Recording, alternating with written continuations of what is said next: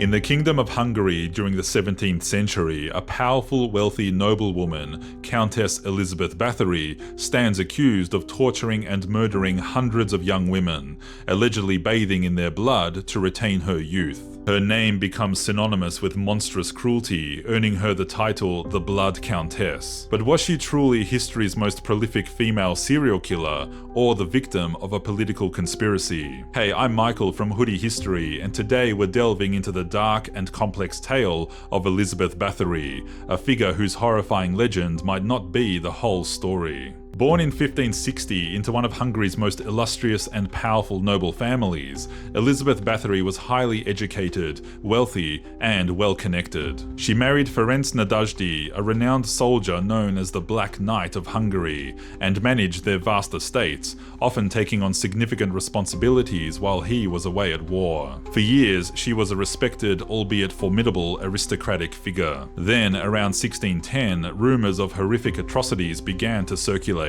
Investigations, spearheaded by György Thurzo, the Palatine of Hungary, a high-ranking official, led to shocking testimonies, primarily from Bathory's servants and local peasants. They described brutal beatings, freezings, burnings, and even cannibalism, with the number of victims ranging from dozens to over 650 young women, mostly servants and local girls. The most infamous claim was of her bathing in virgin blood, however only appeared in print much later and is largely considered folklore. Based on these testimonies, Bathory was arrested in December 1610. Crucially, she was never formally tried in open court, a right usually afforded to nobility. Instead, several of her alleged accomplices, servants, were swiftly tried, tortured, and executed. Elizabeth herself was imprisoned in a walled-up set of rooms in her own Chatice castle, where she died 4 years later in 1614. Some historians argue the case against Bathory might have been politically motivated,